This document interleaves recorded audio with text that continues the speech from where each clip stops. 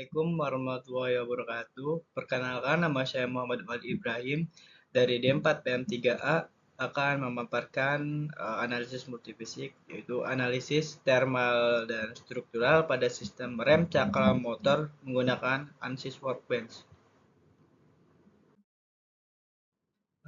Untuk latar belakangnya, yaitu sistem pengereman merupakan komponen yang vital dalam kendaraan bermotor, terutama pada motor yang sering digunakan untuk mobilitas sehari-hari.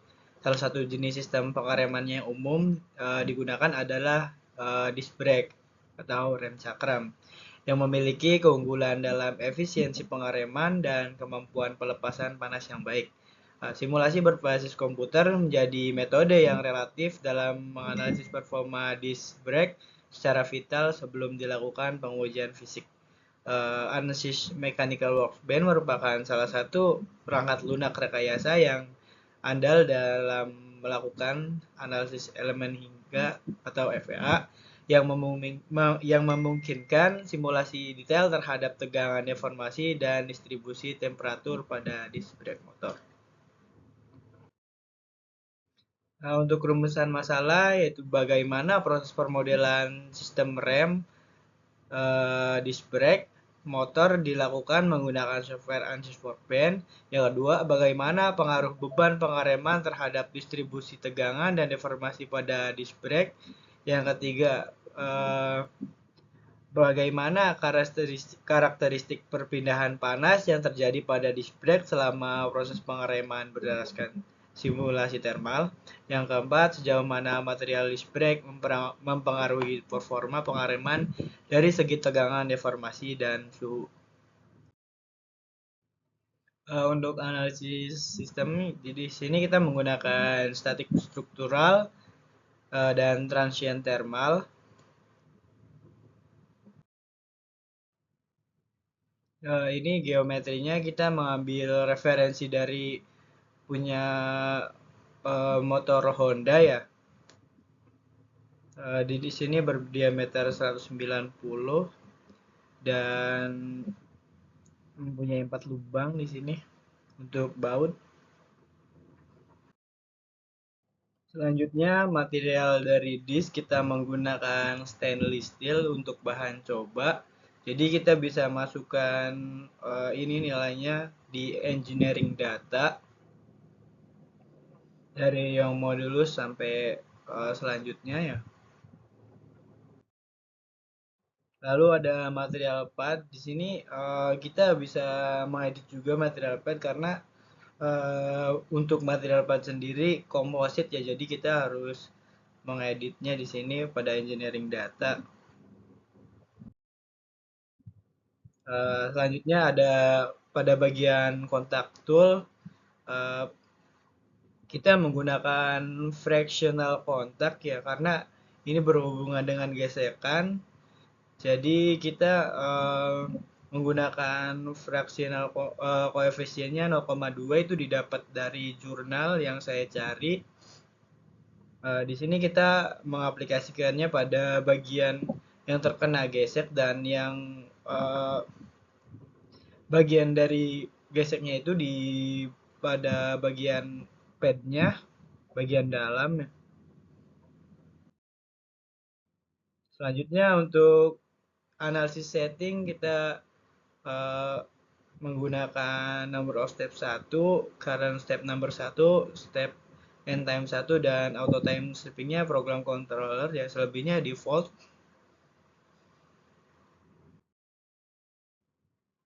Untuk analisis struktural pada bagian fractional support kita menggunakan fractional support di bagian dalam piringannya di sini. Selanjutnya pada displacement kita taruh pada bagian pad di bagian luar dengan nilainya min 5 kali 10 pangkat min 3. Ini min karena di sini pada sumbu X ya, kalau plus jadi arah sebaliknya kita bikin min di sini.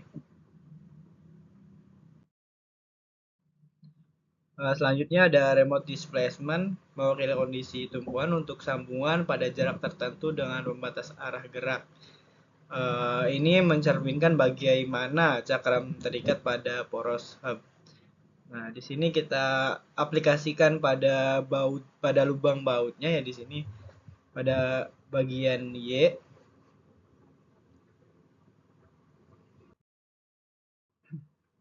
Lalu ada pressure. Nah, di sini kita menggunakan dua pressure ya pada bagian cakram kanan dan kirinya. Ini diaplikasikan pada bagian dalamnya, sorry pada bagian luar agar ini bisa menekan kampas ya menggunakan 1,4 MPa. Ini didapat dari referensi jurnal juga sama kayak yang tadi yang koefisien gesek. Jadi kita menggunakan 1,4 megapascal. Di sini kita dikonversi menjadi 1.400.000 Pascal yang dimana ini dibagi dua ya soalnya kanvasnya kanan kiri kan dibagi dua yaitu 700.000. Oh, sorry ini masih 700. Nah, ini juga nilainya jangan lupa agar mengarah ke bagian cakram diatur plus minusnya. Eh, Selanjutnya yaitu pada bagian solution. Di sini ada total deformasi dan ini bisa dilihat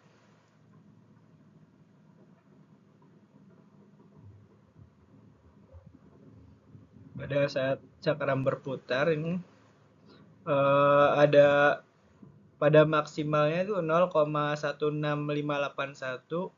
Ini satuannya masih meter ya.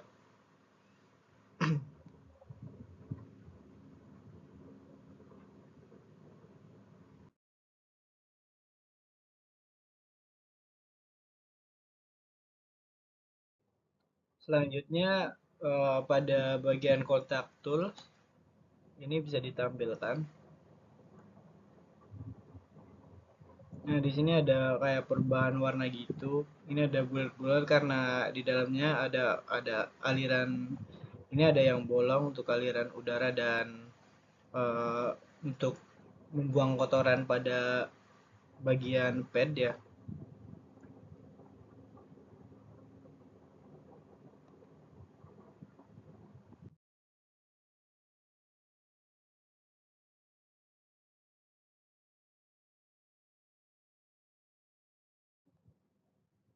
Nah, selanjutnya ada distribusi tegangan, von Mises stress. Pada model menunjukkan distribusi tegangan akibat gaya pengereman, skala gradiasi warna ditampilkan di bagian kiri. Di bagian sini ya, di bagian bawah juga. Pada minimum stress, ya, pada biru tua, yaitu 1,5417 kali 10 pangkat 6 Pascal atau 1,54 megapascal dan maksimum stresnya pada bagian sini ada 4,2406 kali 10 pangkat 7 Pascal atau 2,41 megapascal. Selanjutnya untuk pada bagian thermal kita uh, untuk inisial temperaturnya kita default ya 22 derajat.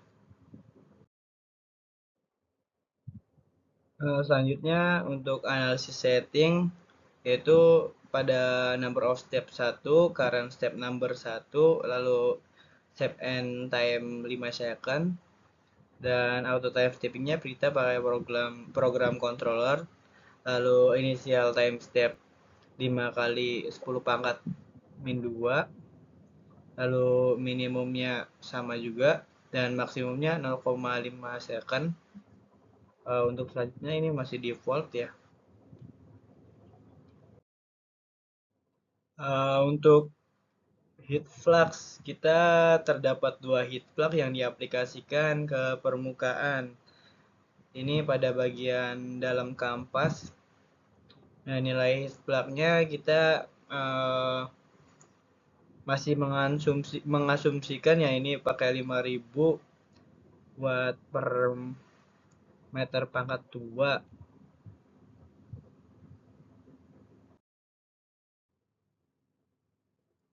Untuk outputnya yaitu yang pertama ada temperatur di sini. Nilai maksimalnya 24,616 derajat dan untuk paling dinginnya 21,959 derajat Celcius. Ini masih normal juga, masih aman. Ini bisa kita play. Ini terlihat pada bagian kanvas ya.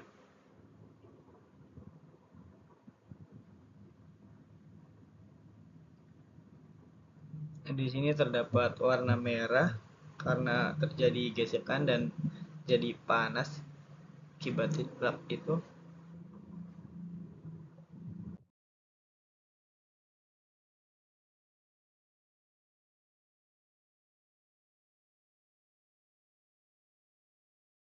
Selanjutnya pada bagian total heat flux kita play dulu aja. Nah, ini pada bagian dalam yang kena kontak itu. Untuk nilai maksimalnya 13185 watt per meter pangkat 2. Lalu pada minimalnya 9,5835 kali 10 min 14.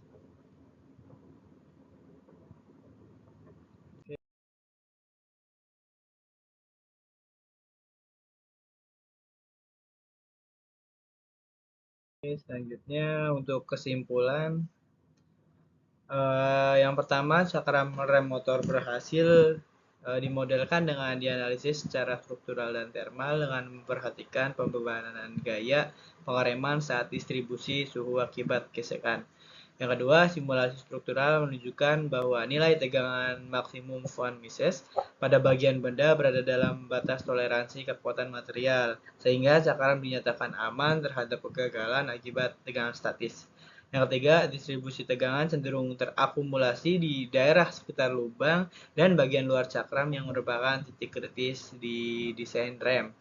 Yang keempat, analisis thermal transient menunjukkan adanya peningkatan suhu signifikan pada bagian permukaan gesekan selama proses pengereman yang dapat menyebabkan tegangan thermal. Yang kelima, proses meshing dan penentuan batas kondisi displacement, remote displacement, tekanan, dan kontak fraksional mempengaruhi akumulasi, simulasi, dan membantu mendekati kondisi nyata. Selanjutnya, analisis mekanikal APDL memungkinkan pengguna untuk melakukan permodelan yang fleksibel. Oke, terima kasih. Sekian presentasi dari saya. Kurang-kurangnya mohon maaf. Wassalamualaikum warahmatullahi wabarakatuh.